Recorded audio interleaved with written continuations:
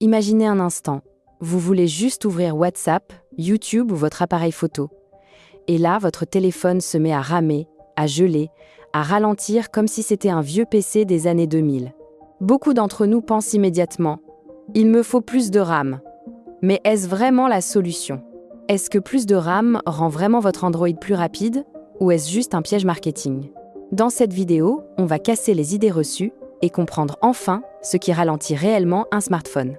Je vais vous montrer ce qu'est vraiment la RAM, comment elle fonctionne, comment l'optimiser correctement et surtout, quelles sont les vraies choses qui rendent un téléphone fluide et ce ne sont pas celles que vous croyez.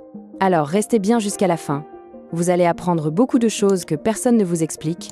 Et si vous aimez les vidéos simples, utiles et faciles à comprendre, pensez déjà à vous abonner à la chaîne Électronique Facile pour soutenir le travail. On commence tout de suite.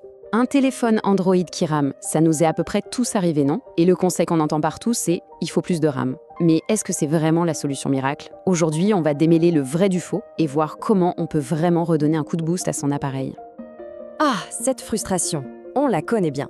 Le téléphone qui se met à ralentir, qui se fige pile au moment crucial, quand on veut juste lancer une application et que rien ne se passe. C'est presque un classique du quotidien pour des millions d'entre nous. Alors, face à ces lenteurs, le premier réflexe, c'est de penser à la RAM. C'est logique. Sur un PC, on ouvre la tour, on clipse une nouvelle barrette de mémoire et c'est réglé. Mais sur un smartphone, est-ce que c'est aussi simple?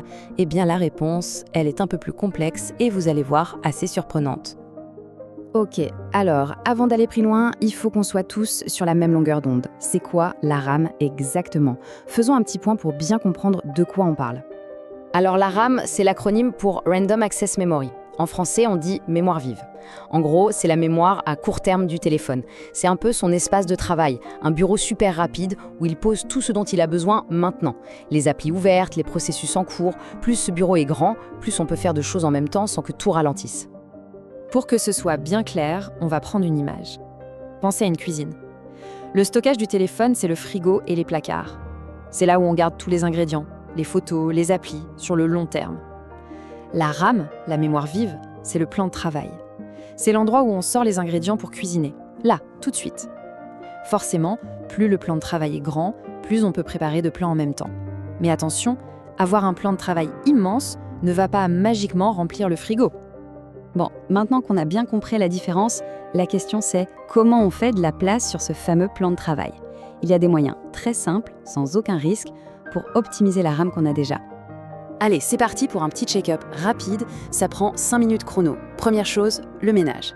Toutes ces applis qu'on n'utilise jamais, on désactive. Ensuite, l'écran d'accueil. Les widgets, c'est sympa, mais ça consomme de la ressource en permanence. Moins il y en a, mieux c'est. Pareil pour les fonds d'écran animés et les animations, ce sont de vrais goinfreurs. Et enfin, un petit coup de propre, on vide le cache des applis. Des petites habitudes toutes simples, mais qui peuvent vraiment faire la différence. Maintenant, on va parler d'un truc qu'on voit partout en ce moment, dans la pub des fabricants, la RAM virtuelle ou RAM étendue. Ça sonne bien, hein? Mais qu'est-ce que ça veut dire concrètement? Qu'est-ce qui se cache derrière ce terme marketing?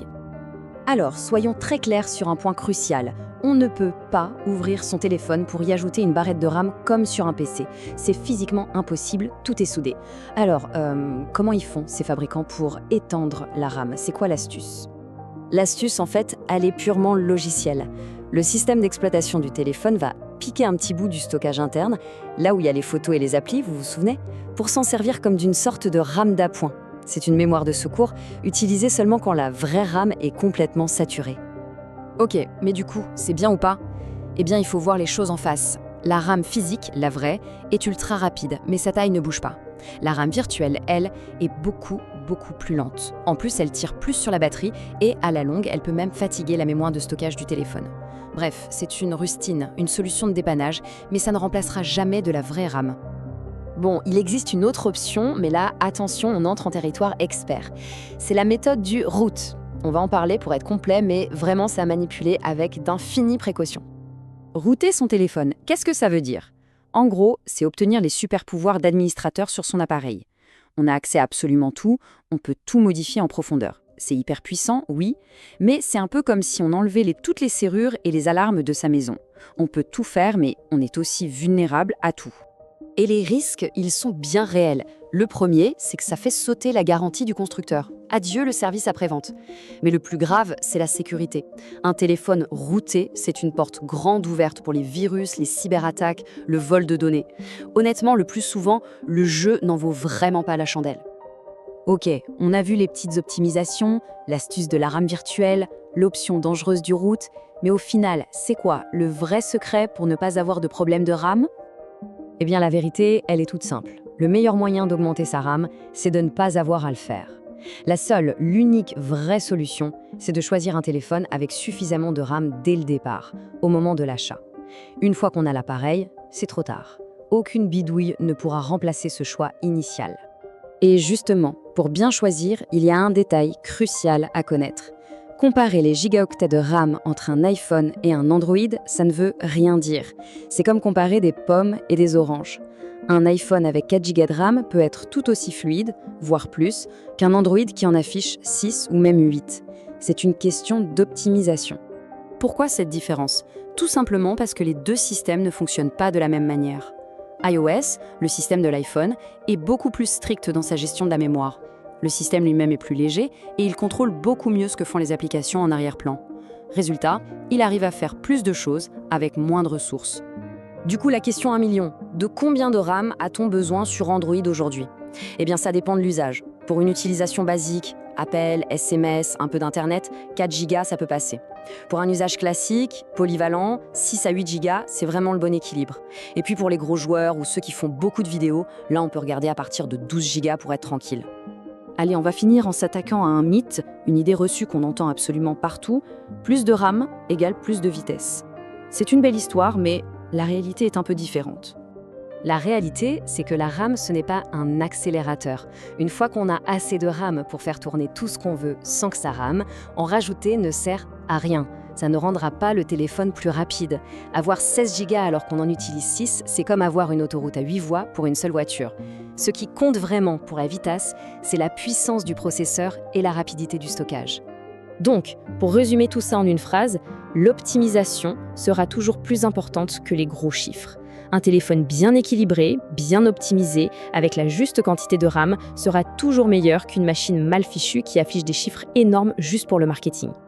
Et on va se quitter là-dessus avec une question. Quand on voit des téléphones sortir avec 16, 20, même 24 gigaoctets de RAM, on est en droit de se demander, est-ce qu'on n'est pas en plein dans une course à l'armement purement marketing? Une façon facile de nous faire croire que plus c'est gros, mieux c'est, et de nous détourner de ce qui compte vraiment. Un appareil bien équilibré, bien optimisé, qui répond juste à nos besoins. C'est une bonne question à se poser, non? Voilà, maintenant vous connaissez enfin la réalité derrière la RAM Android. Ce qu'elle peut vraiment faire, ses limites et les meilleures façons d'avoir un téléphone plus fluide sans tomber dans les pièges marketing. Si la vidéo vous a aidé, n'hésitez pas à la liker et à la partager pour aider d'autres personnes.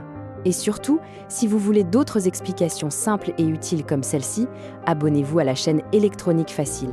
Merci d'avoir regardé et on se retrouve très bientôt pour une nouvelle vidéo.